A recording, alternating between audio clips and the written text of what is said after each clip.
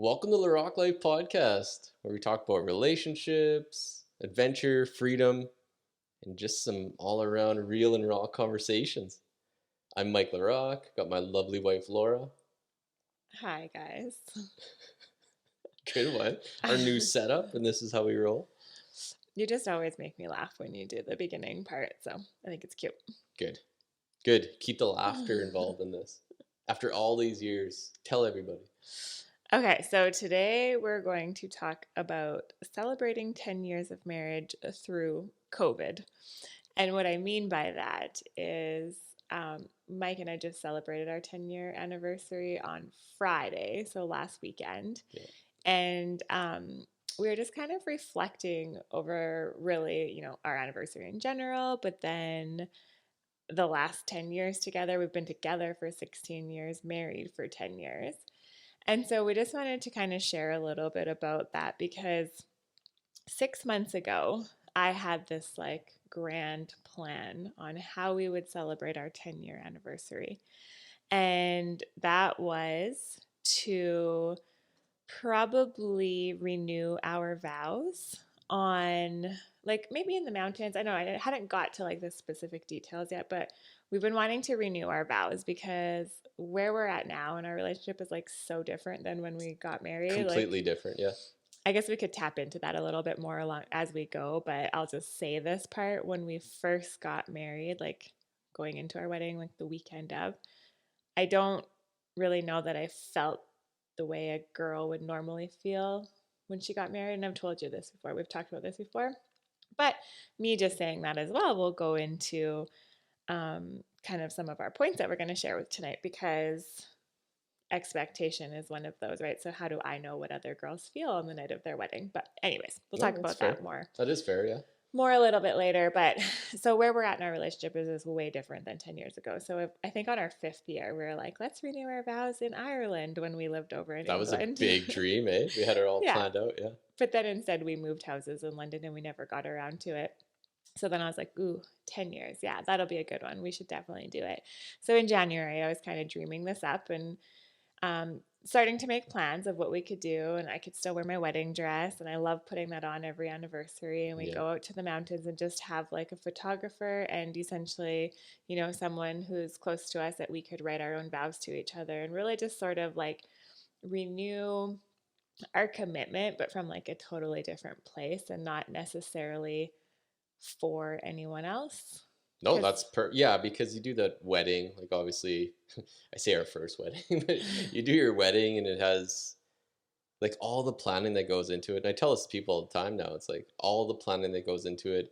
Um, Seemingly, I don't know, for myself anyway, it's all around other people. Yeah. Like you're always planning for your family or her family, Laura's family or my family or what your friends will think or like, oh, my wedding party, we have to do this for them. And yeah, none of it's really for yourself. well, and I guess we should only speak for ourselves. Or sorry, yeah, for me anyway, that was my experience, Yeah. right? Like I would have been happy just get married in the bush somewhere, but same token, it's kind of like, yeah, I took in everyone else's. Yeah, because at the same time, like in saying that, it's not like people were coming at us saying that No. kind of stuff. That was our own interpretation. Oh, 100%. Right? That's like, my own story, and that's usually what all of them are, right? Like yeah. it's always in your own head, but I think I could say for myself for sure that when we got married 10 years ago, I mean, I wouldn't say it was a show, but like, yeah, like we had a big wedding party. We had a lot of people. We had that really big wedding because we wanted to celebrate with people. But at the same time, kind of what you're saying, it sort of takes the focus off of, what we wanted. right. But I also feel like that doesn't make any sense because, yes, I loved being surrounded by our friends and our family, but it's just like all the details that's time consuming and goes into the planning and the organizing and thinking about this person and that person and how they'll feel and that, like you were just saying. I think that's what takes it away from just like that total intimacy of just like, as if we were to just be standing alone on a mountainside, saying our true vows to each other. But we say that like now, it's just all retrospect. But I think that now is like, oh, I'd rather get married in the bush. But at the time, I had my story of You like, no, you it would had have. to be in this church, and Well, and you would have wanted to have like a big party, right? Like yeah, it would have been exactly. about the party and the booze and the fun and Yeah, it it was was definitely that. that. Yeah, yeah, Yeah, it was that. yeah. And for That's true. me it was about the dresses and Yeah, the family and the people. And so I mean, I would never change our no, wedding. Like if we were to get married again for the first time now, I don't know what it would look like because we're totally different people. But yeah, for who we were in that moment of time, our wedding was perfect. So I guess where I'm kind of bringing this back around to and wanting to renew our vows, just the two of us, just intimately, is because I feel we've grown so much together yeah, and closer over the last 10 years that it would be kind of cool to just have that real like intimate recommitment to each other, if that makes sense. no, that's fair, 100%. Okay. I I like feel it. like that was a lot of just like back and forth twisting around. We just had to talk it out. Now we're okay with this 10-year anniversary deal. Yeah. So, anyways, that's where my head was at in wanting to renew our vows. It's always been something that I thought would be really cool to do. And also, on one hand, because we did have that big wedding, I thought it would be cool because then it would be like we could have that destination wedding type thing where it is Right. like a small, intimate wedding. So we could really have, both. Yeah, Um, absolutely. but, anyways, okay. So, bringing this back around to the point of this, I wanted to. So back in January, about 6 months ago, I was like, okay, we're totally going to plan for June to just do like a quick renewal of our vows. We'll get a photographer, we'll take some photos in the wedding dress, but Mike will be more sort of like casual, and I'll just be casual in my wedding dress, and Lennox would be there, and we'll probably take some pictures with him, and then just, yeah, have some fun taking pictures together. And that would be it. Like nothing crazy and nothing big or extravagant, just something for us to celebrate. Right. And then fast forward to Friday, June 5th. We, Mike worked all day. Lennox and I did some running around and whatnot. And then we made supper together. So I think we had like chicken breast, you barbecued chicken breast or something. Yeah. And we ate with Lennox. And then we got him to bed. But by the time he went to bed, I Yeah, was he's. just so I know tired. he's putting up. Well, I don't know if he's putting up a fight, but yeah, it was. Well, he is. He's three and a Yeah, half. So he's going through that phase of like, he doesn't want to go to bed. So it's like it takes an hour and a half from start to finish to get him to go to sleep. yeah. So, That and it takes away takes a lot of the wind out of my sails for sure. yeah, It's because like, you're like trying to yeah, you have convince a you're toddler to go to negotiating, sleep. right? Yeah, Yeah. exactly. So yeah, I have all these grand plans and feeling great and wanting to do all these things, and then after that orchestra, you're just like, I just want to go to bed. Yeah, and then let's keep in mind that we've just recently relocated about 8 hours Yeah, from an 8 hour drive from our like town that we've lived in where all of our family is and our babysitters and all of this kind of stuff, right? So it's just the three of us.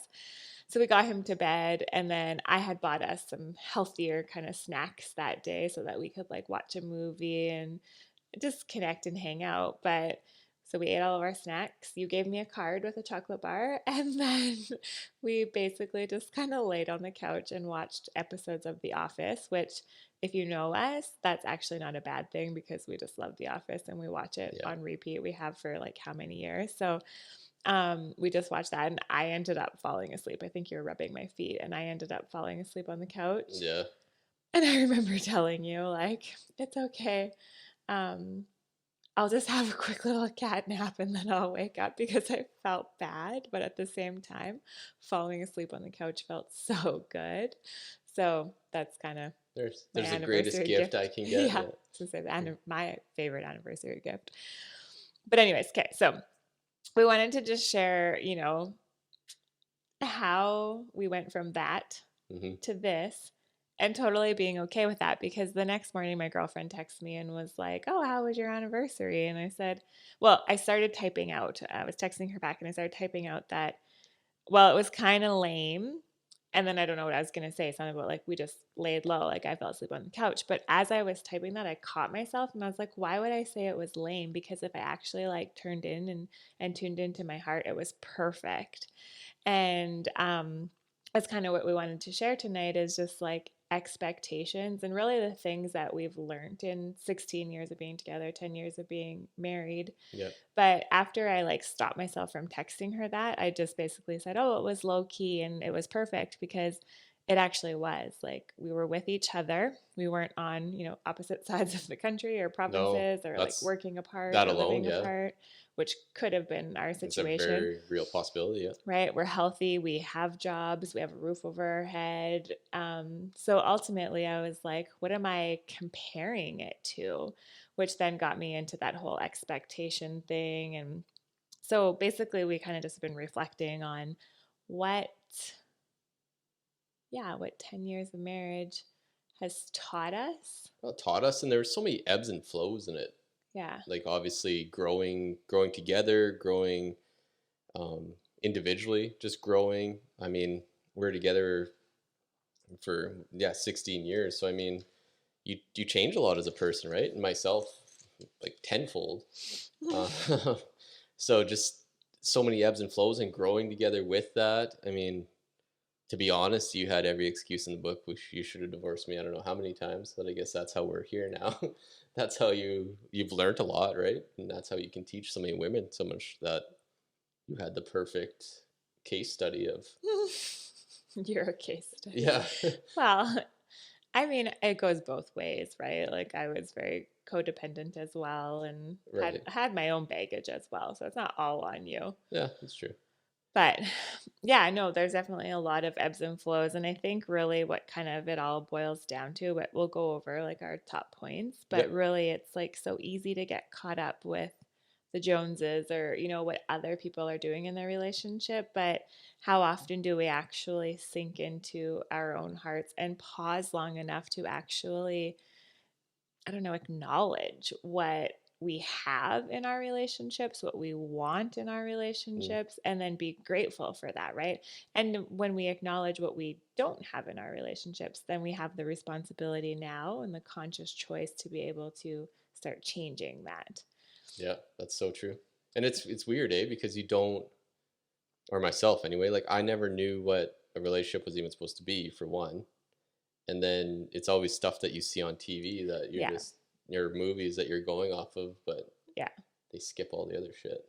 Yeah, which I think ties in perfectly to a bunch of the points that we're going to talk about. So, we just wanted to share our top tips from 10 years of marriage and, well, really 16 years of being together because even though we got married 10 years ago, we were already like living together for, gosh, probably 5 years before that. Oh, easy. Yeah, it definitely Um, wasn't. and pretty much like Pretty our much life married, I really didn't guess. Yeah. change when we got married, aside from my last name changed. And then I think there definitely is a deeper level of commitment because then at that point you're like, wow, I just celebrated this. I made these vows in front of friends and family. Like I Yeah. really did this, right? So there is definitely like a deeper level of commitment, but the way we were actually living day to day, I didn't think was No, the really any commitment would different. be fucking changing your name back. I couldn't even fathom that. That'd be the hardest part of divorce, I think. Changing your name back. Changing your name back, like just getting your name Oh, changed, all that stuff was a pain in mhm. the ass. I know. I But totally made you pay for everything when I changed my name because I was like, this isn't fair. still paying for it. Wah, wah. Oh, anyway, okay. Okay, so number one tip is to let go of expectations and forget about what other people and their relationships look like from the outside. Yeah. Because I know for myself, like it's so easy to look at other couples and be like, well, they have a big house, or they have really nice vehicles, or she has a huge ring, or, in the past, those were things that I thought about a lot. But it's interesting now that I am actually a relationship coach and I talk to a lot of women who have a lot of those things, and some of their husbands are douchebags, for lack of a better word. Yeah, well, Um, it's and tough, yeah, because, well, then on his end, or like from his point of view, he'd be like, well, I got you that ring, I got you this. Now you're mhm. driving a fucking Escalade. Why aren't you happy? Like, Yeah, because he thinks that material things are what she yeah, wants, right? And maybe that's what she thinks she wants because she doesn't actually know what she wants. 100%. And so that really brings it back to the very first thing I just said about like, what do you actually It is, and like want? that's even like for myself is your engagement ring. That one was a Yeah. big one of me just trying to fucking peacock, or like trying to be a cool guy, thinking that this fancy ring is gonna be. Oh, I even said that to people. Like it was more so for myself than it was for Yeah. you, It right? was Just to for your show off. ego. Yeah, which is terrible. Fucking nice ring though. But I know, and I actually just made a joke to Mike because I said, "Oh, did you know that the 10-year anniversary is supposed to be a diamond? Because they have like, I think it was back in the day, it was actual like material and stuff, which I think 10-year is tin and aluminum. is So, it? I remember I really pulled out. I set the bar fucking way too high on like the first year or second year or whatever that was when I got like cotton and purple or violet or whatever that was plant like a oh yeah, because color. you Googled what the things were. Yeah. Yeah. Anyway, so that kind of Yeah. fizzled.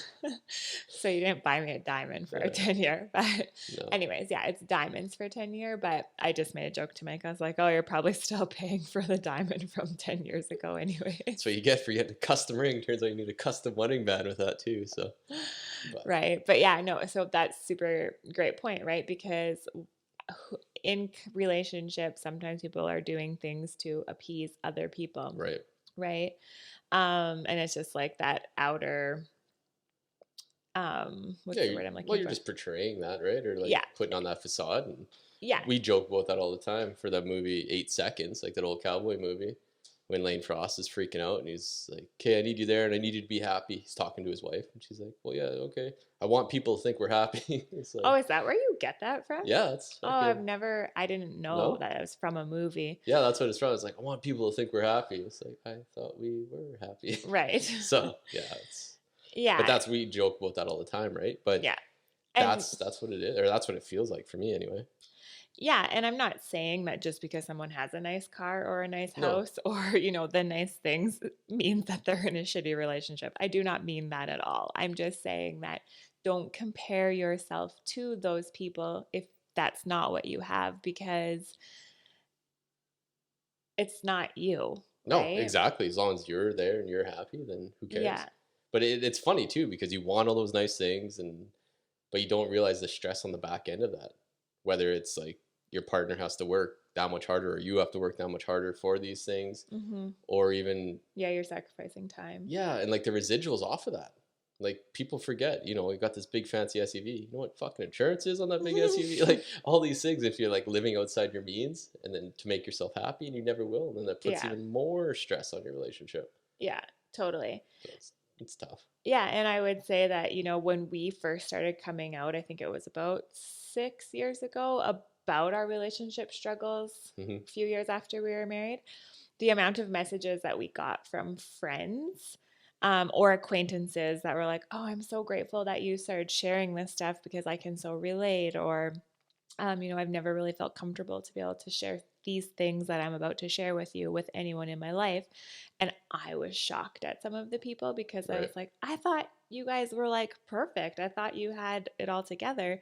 And so that's just a perfect example Yeah. of what, like, I think every relationship is almost doing, right? Big time. And people even said that about us. And I know because I put on like a great facade that I was so happy and that our relationship was great. And I had this nice ring. And I was like, no, we're good. I'm happy. So But happy. Had your deep down, I was passed out like, husband over your shoulder, like, no, we're happy, don't worry. yeah, Yeah, I'm just saving his life again tonight. exactly. But yeah, no. So whatever your story looks like, just don't compare it to someone else's because the grass is definitely not always greener on the other side, No, that's right? true. Mike said he can't read my notes, so I have to say the first part because I wrote them down as The we were the notes look talking. great, but yeah, carry He on. can't read them. So, our second tip is don't accept the idea that the longer you're together, the less exciting or passionate your relationship can or will be. No, it sucks. And I was thinking about that the other day. It's like it should almost be the other way anyway. Well, it should. And I think for some people, for sure it Yeah, is. because like you know each other that much better, and Mhm. you know the little quirks or whatever. And I feel like that should be in myself. Like that's where I was reflecting back. It's like, fuck, I really got to step up my game here and start like I don't know, just trying to be that more, or not be more passionate with things, right? Like, and it was tough, and it's tough right now because we're like adjusting and moving and getting everything back. But um, just to really, really stop and just enjoy you, or like just take you in and enjoy that, and not worry about anything else that's going on, or worrying about things that we need for moving or for settling in, or Yeah, just and take that work time. and Yeah, and work. And I mean, yeah. this one's kind of a weird one because we're here for for work, work. right? I'm just very fortunate that I can bring my family with me, Hmm. but that's no excuse. Like, you still have to be. Yeah.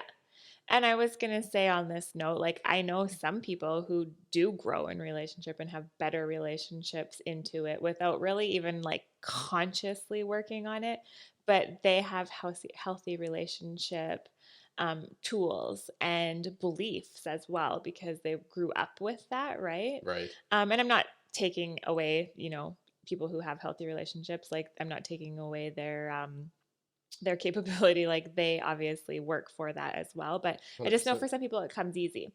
Other people, and we were one of them people get caught up in the busyness of life and the world and society, and then we kind of forget the real things that truly matter to us, like you were just saying, like putting work aside and actually making time to be together and to connect, right? And actually just be with what's really important, the Oh, big time. kids, Yeah. like not watching TV, Hmm. numbing out on their phone or games and whatever, right? So but also it's gonna the other points that we talk about in a few seconds are going to like really play into that as well, because I think that you don't have to like be super conscious on like, how do I keep my relationship passionate. It's going to be in these other tips that we're about to share as well. No, that makes sense for sure. Right. Yep. Okay, so that brings us into never stop dating, having fun, and really getting to know each other on a deeper level. So this Yeah. feeds into the last point.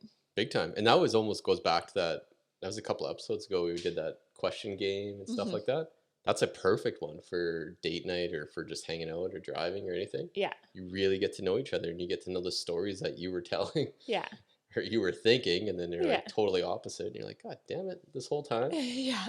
But And I know like a lot of couples, and I get it because when your kids are little, like we have one kid, but it's tough to, get a babysitter and leave the house sometimes. You're like, feel guilty, mhm. or life is just busy, or you're tired and you just want to fall asleep on the couch. But really making time for each other is huge because you get to do things like that where you get to know each other a little bit more. You can get out of your comfort zone on date nights, go try something new and fun, or get away for a weekend and do something together where you grow.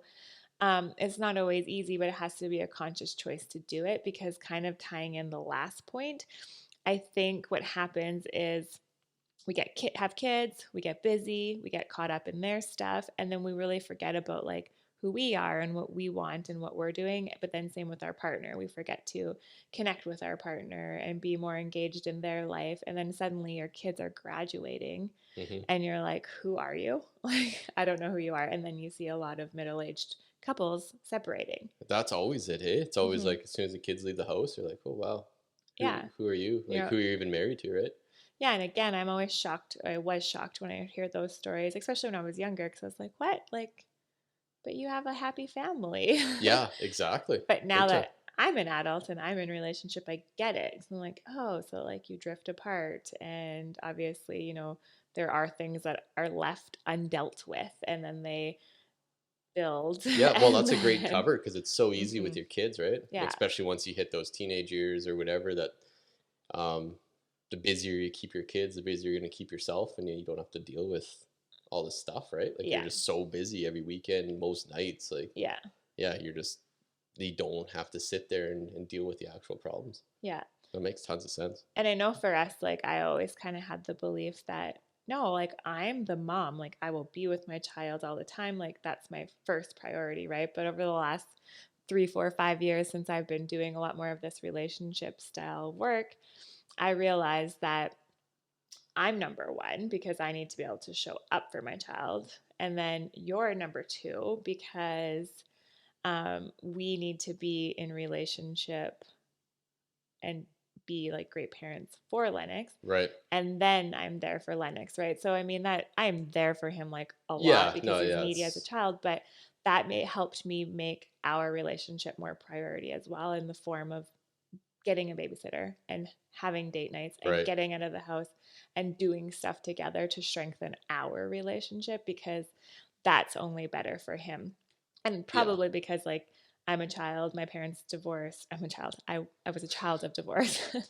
My parents divorced when I was 3 years old. And that was something I always craved as well. So I can Yeah. see that now as an adult. Like I I can see the gift in it for Lennox Yeah, big time. is me Again, and you being super connected yeah, and in I love. never seen that really either. And yeah, I like that. I like that he can see that, and he can see how a man's supposed to treat a woman or treat his wife and take care of his family, and see how a woman's supposed to treat a man so that he doesn't get caught up in some weird relationship when he's Hmm. older.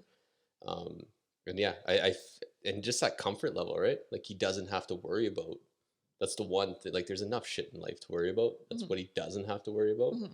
Just always knows that he has that solid base, Hmm. and we're creating that. And I think that you're gonna get your. You're always like, oh, I want him to come home when he's older, when he's in college, and come home and enjoy hanging out with us. But I think you're gonna get that just the way that the life, unless we take a complete left turn somewhere, unless he gets on the drugs when he's older. I don't know, but As you were saying all that, I was like, I hope so. I mean, at But least you're doing everything you can, and yeah, then the rest is in his hands, and it is what it is, right? yeah. But I just had to laugh because, side note, Lennox is really in this phase right now of saying he hopes so, but he says it in like the cutest little voice. So, like, I don't remember. Oh, yeah. When we were driving out here to BC, we'd go through tunnels, and then he'd be like, is there more tunnels, Mom? And I was like, I don't know. I can't really tell. I'll tell you if I see some. And he'd be like, I hope so. So he says that all the time now. I hope so. So as you were just saying, well, he'll come home. I'm like, I hope so, but Yeah, in his voice. it'll happen. It'll happen. Anyways, okay, moving on. Okay, well, you kind of covered like the next one, which is respect. And knowing you don't always have to agree with each other, but having respect for each other and it going both ways, right? Absolutely, and it's the worst thing, and you see it with everybody. And I did it to you, and you did it to me, and before, like your partner, that's the one fucking person that you're supposed to be with, like to have your back. You're a Hmm. team. Um, everything, like everything goes into that, and to not have that or to treat them so poorly. And I know you do it, like I do it on purpose sometimes, where it's like I subconsciously do it, that you know all their triggers, you know the buttons to push, and you can make them instantly upset or mad or anything like that. Yeah. But yeah, it's a respect level that, fuck man, like this is your partner. Treat them, that should be the person that you treat the best. Yeah. Like treat them with more respect than you treat the neighbor down the street. Exactly. Which I know is hard if you're not respecting yourself, then it's hard to Hmm. give that. But yeah, like some people, you'll see that all the time. Like Yeah. buddy will be with his, like treating his wife like shit, and then the fucking gas jockey is treating like an angel or Hmm. whatever. Like, it just doesn't compute. Yeah. And I know that that does come down, obviously, to some effective communication and learning how to even be in tune with your feelings and your triggers so that you can, be conscious of why you're being disrespectful to your partner. That's a whole like kind of journey to go Yeah, down. that's true. That is. I work with that with my clients quite a bit, but I also wanted to say on the level of respect, because I'll say to my clients, like, you need to treat him with the level of respect that you want in return. And right away, they're like, F that. Like, I Hmm. ain't respecting him until he respects me, or I'm not respecting him because he did this, this, and this. But I'm always like, yes, but you're the change maker in your relationship. So if you're listening to this right now and you're thinking those thoughts of any of the things that we're saying right now, know that when you change the steps to the dance of your relationship, your partner has to reciprocate. The old steps no longer work. Yep. So you have to, though, be the bigger person. You have to accept your own personal responsibility and change the way you are doing things. And that will reflect eventually in your partner. So I just always like to say that on respect, because that's like the biggest thing I always get back. Like, he doesn't deserve my respect. And I'm saying that in like a non-abusive relationship, right? Like this, Yeah. I'm No, talking about like a yeah, disconnected relationship, yeah. not like obviously an abusive relationship. No, That's that's kind of a different. different story. Yeah. We're assuming that you're in a relationship where you're kind of maybe just like feeling like, oh, we could grow and evolve more Yeah, you're together. just We kind of could hitting that. ignite more passion. Yeah. Yeah. Yeah. Not in an abusive No, relationship. that's a whole different kind of Yeah. worms. It's going to be a different story. Run. Okay. Can you read that one? Be vulnerable. Yeah, and Allowing the other person in. allowing your partner in, letting down walls. There we Like, go. there's See, my I can writing. read that. It's getting there. I go back and forth though between printing and like Yeah. handwriting. I don't So, read real good either, so and I usually write really fast, so it's a little messy. that's fair. But yeah, so being vulnerable and allowing your partner in and letting down walls. How that all ties together is because we put up a lot of walls around our heart to protect ourselves, and that does come from our childhood, right? And then different instances, experiences, circumstances, traumas, things that we experience throughout our lifetime. And so when we come into relationship with someone, oftentimes our heart is quite protected. And Yeah. so to be vulnerable feels really, really uncomfortable and really hard.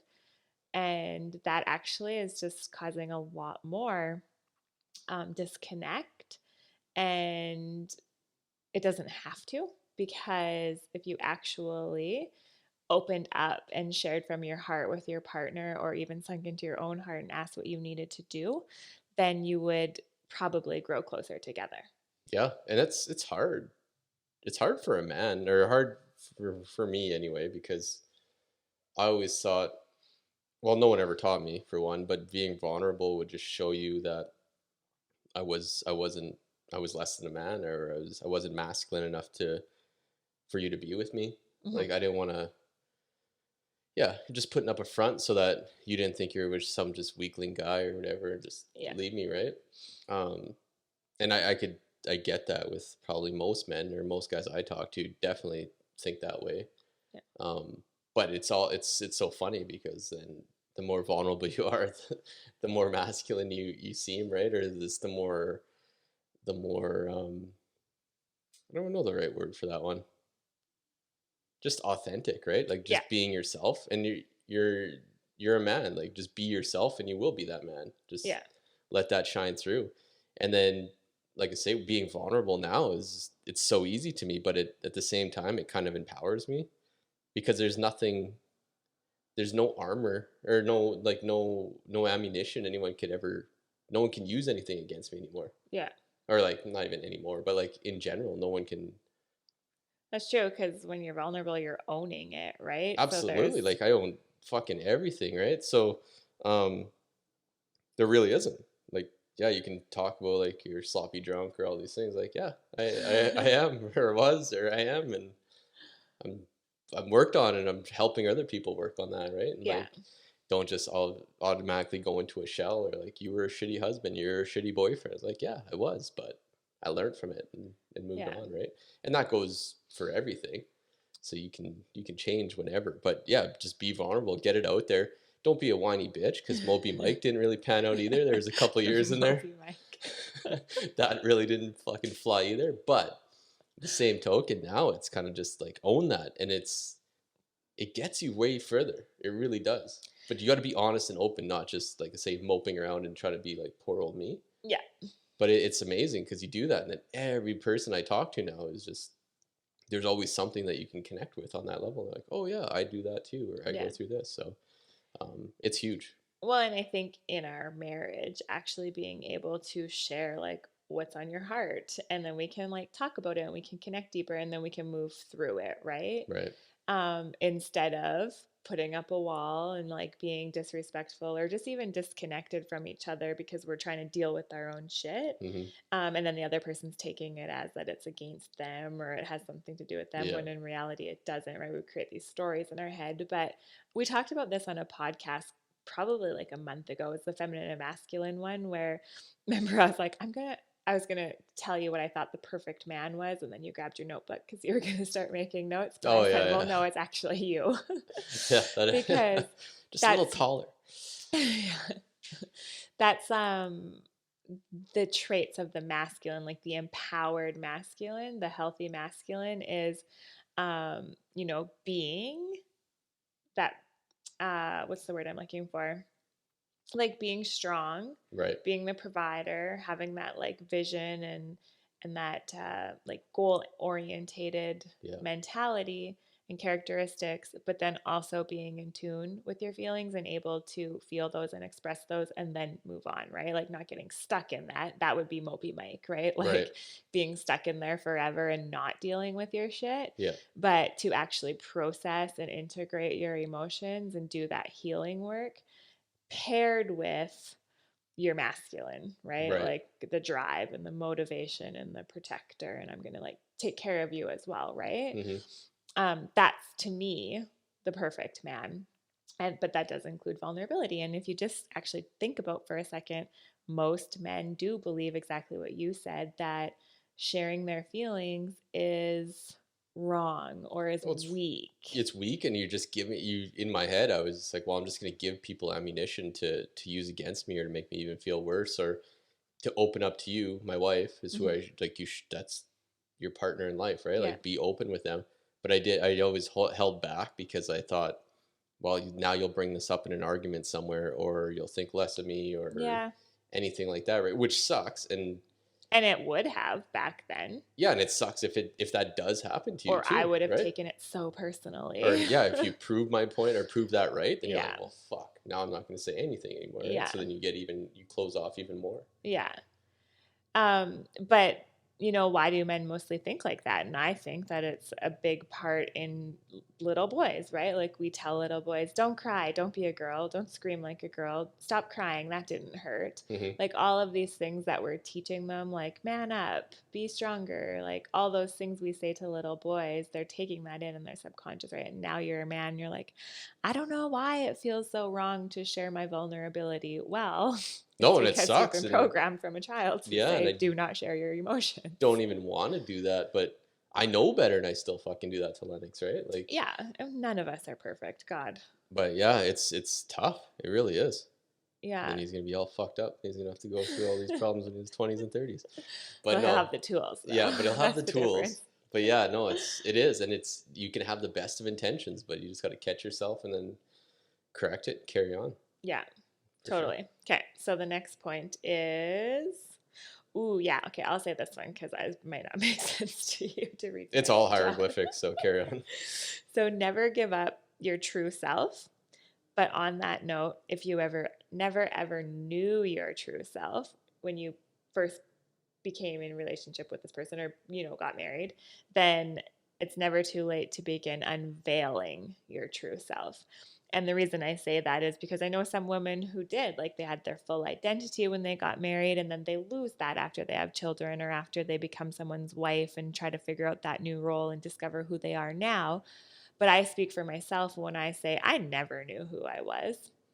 I never allowed myself that opportunity to. We've been together since I was 18 years old. I was kind of broken in that regard before then. I just looked for somebody to love me, right? Right. Um, so then we got together and we moved through life, and then all my traumas and wounds were always being triggered along with yours, right? Like we were both broken. Yeah. So that's why I say, like, it's never too late to begin unveiling your true self, to be going down that personal development and spiritual journey of yourself, to really tap into your authentic self, because it's really cool.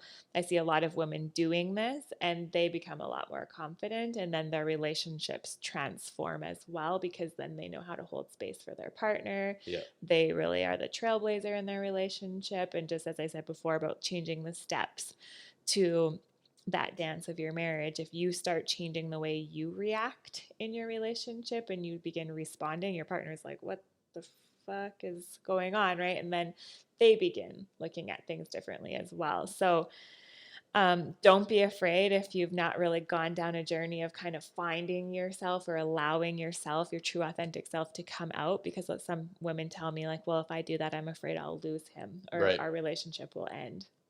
But that's just a story. That's just a fear. And if you actually really sink into the love of that, what you're afraid of is really tuning in and tapping into your own worthiness and your own deservability, and stepping into your power and knowing that you really can have an amazing relationship and an amazing partnership.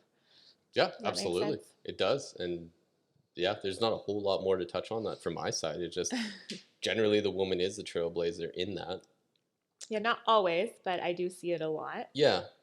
It's weird, eh? Like I think maybe just in our Western culture, or I see it a lot with everyone I talk to as well. Is like generally like the man's supposed to be leading, but then you always leaning back on the lady of like, well, what do you want to eat? What do you want to do? What do you?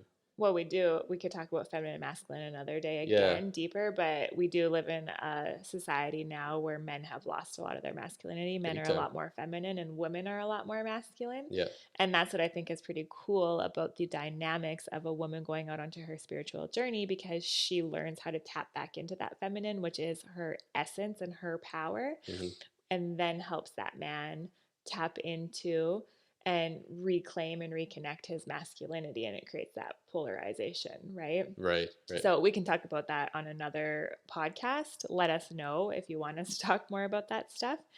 But so you're not wrong in saying Hmm. that, right? But yeah, that's how I feel that comes, and then it just carries on that way. And then she's resenting you as not being the man that you need, and Mm-hmm.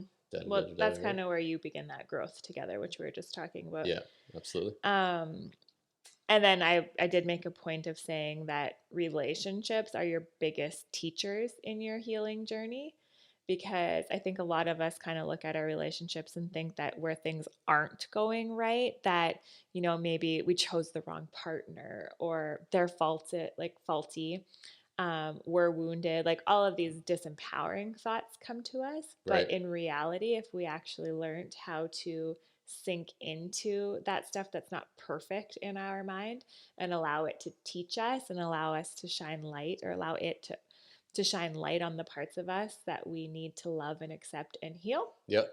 then that's like the biggest teacher in a relationship, I think. Absolutely. No, that's a good point. Okay, we'll just touch on the last few really quickly here, but admit when you're wrong and apologize. That's been a huge one. Yeah, that one's just self-explanatory, but yeah, you Yeah. got to know when you're you got to know when you're wrong. And I used to do that a lot where fucking knew I was wrong, but then you've kind of gone too far and you're like, shit, how can I spin this so maybe make her feel bad or make you feel bad, and then bad enough to forget that I was wrong, and then we just try to fix. That was our crazy eight cycle, and Yeah, we just played it out not long ago again. So it's interesting to see how, like, these things, they're stuck with you for a long time, and you have to be very conscious about switching patterns in your relationships. Because I want to talk about that story a little bit, because in the past, yeah, if you did something wrong, I would get mad at you. Or yeah, we shouldn't say something wrong. You did something that, like, I didn't like. So then I would come at you and get all like upset and hurt feelings and cry. But then you would get annoyed of me. I don't know if annoyed's the word. Maybe you can chime in on that. I don't know the right word for it, but whatever. Yeah. But you just didn't know how to admit that you made a No, mistake if or I you were sorry, right? So yeah, your if a fucking ego, smart guy would just say, yeah, yeah, I'm sorry, hug you, yeah, move on. and move on We and could talk about it, figure move it on, out, right? But no. and we could grow from it. But no, then your ego would step in, and you would get all, you would turn into a dick. And I always Yeah, I'm say, good at like, that. yeah, you are really good at that. And so, like, I'm just like, oh my God, seriously? Who are you?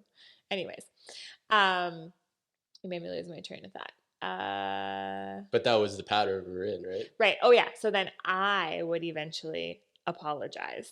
Yeah, I know. Right? It was Like, you would so make me fucked feel up, yeah. bad, but then I was codependent and I just wanted to fix things and I wanted to go back to the way things like were before. So then I would just end up apologizing. Right. But this was actually just really interesting. It was only like 3 weeks ago, right? When we were getting ready to move out here. You got all like weird, and I was like, dude, you're being weird. And you were like, no, I'm not. And I don't even remember it anymore. And this is the great thing about it, because we obviously moved through it and I don't remember details. Yeah. But essentially, what I stood up, right? Because that would have been the difference between Laura 5, 6 years ago and the Laura now. I was like, I'm not apologizing. I don't think that I did anything wrong. And don't get me wrong in saying this. I would definitely apologize if I feel like I did something that was deserving of an apology. But Right. and when I sunk into it, I was like, I didn't do anything. Like, you just won't even share with me what's going on. So how can I apologize? And then remember, like, I straight up told you that I was like, you don't know how to apologize. I didn't use my effective communication tools.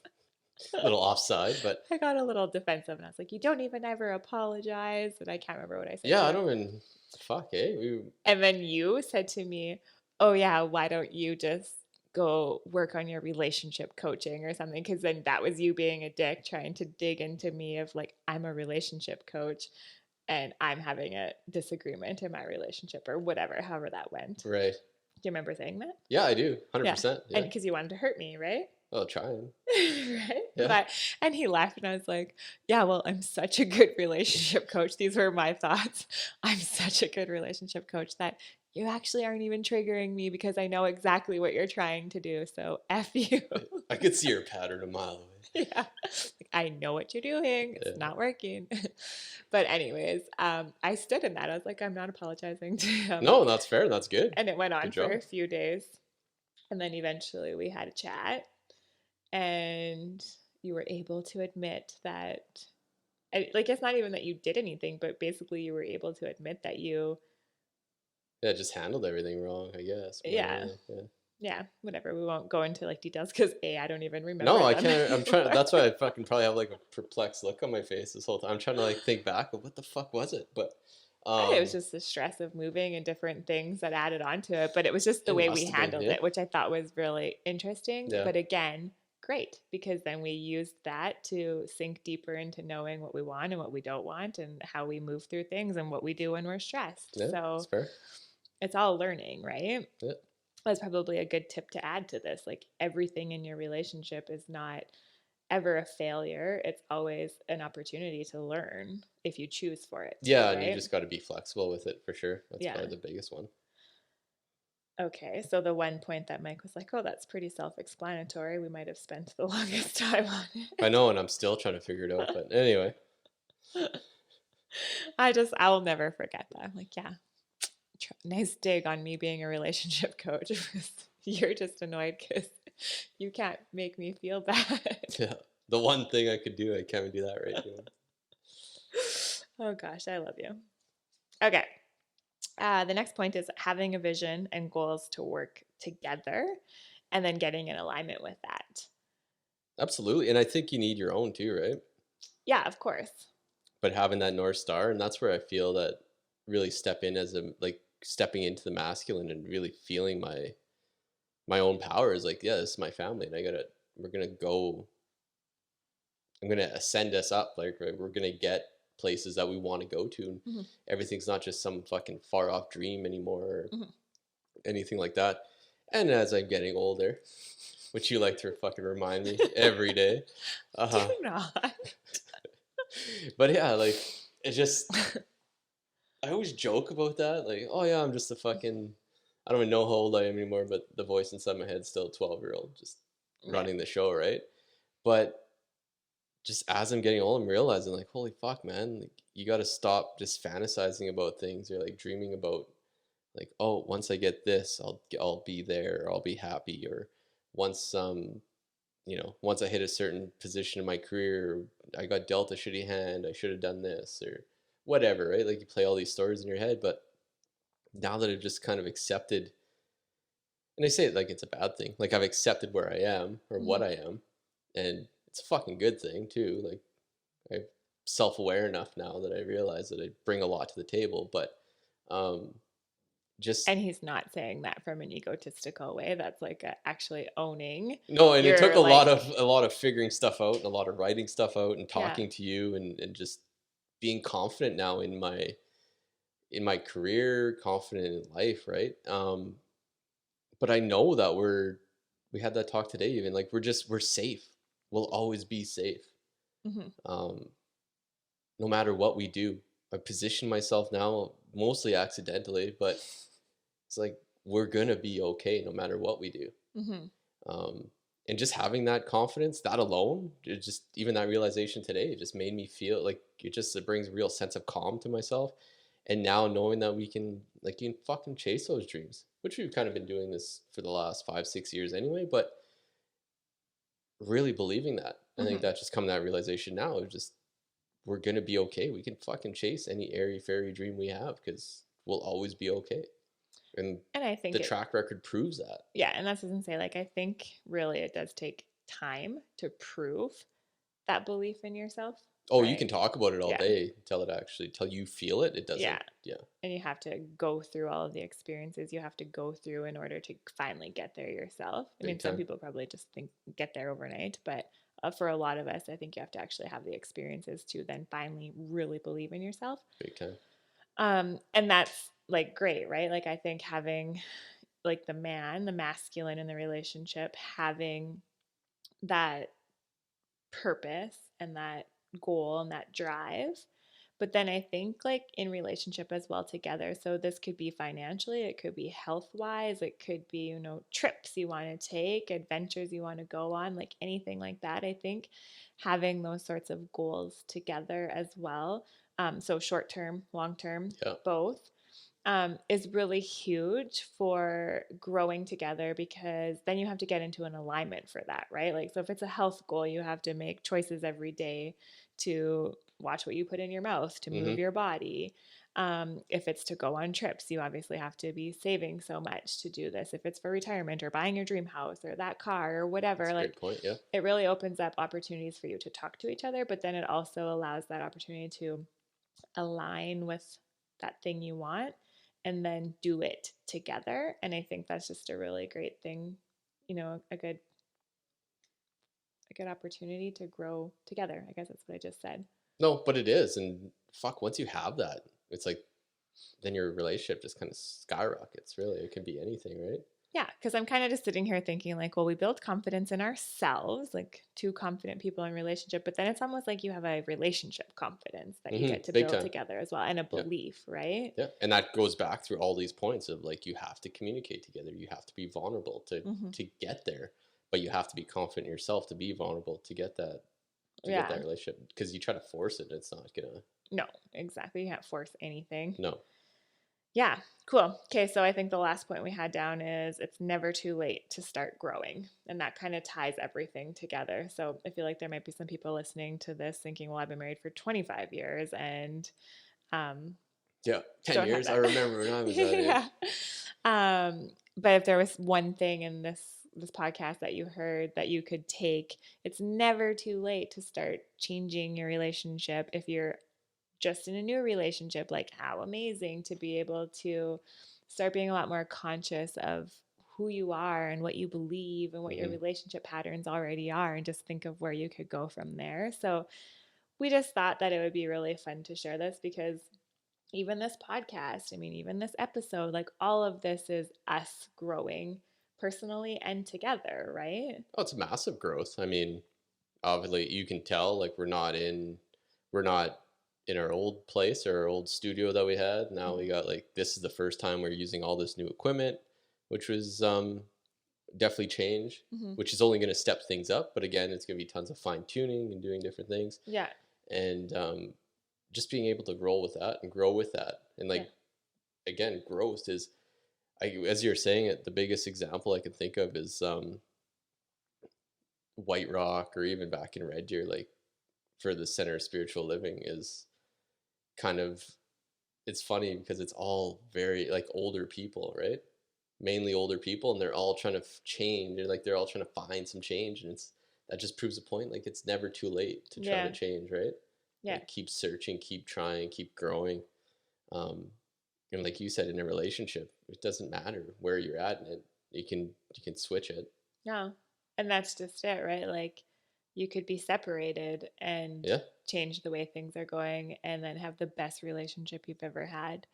You could have an okay relationship, but just start growing and changing things with yourself and the way you do things with your partner and make your relationship even better, right? You might Yeah. not even be in a relationship, but just being aware now of all of that stuff. Oh, you're gonna attract like yeah, Yeah, you'll exactly. manifest that relationship because Big you will time. be in alignment with it, right? So Yeah. it doesn't matter who you are, where you are, if you've never been married, if you're married on your third time, like it does not matter, right? No. It's never too late.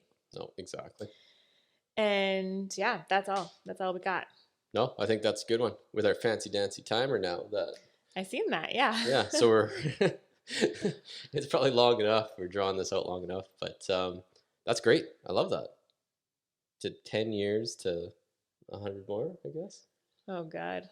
Yeah, I don't know if maybe I not want to be 100. alive for that many more years. Yeah, no, that's fair. The oh God didn't come from I don't want to be married to you for 100 years. There you go. More so, I don't even know if I want to be on this planet for that much longer. That's fair. 100 more years longer. Yeah, that's fair. Well, awesome. Where can people find us?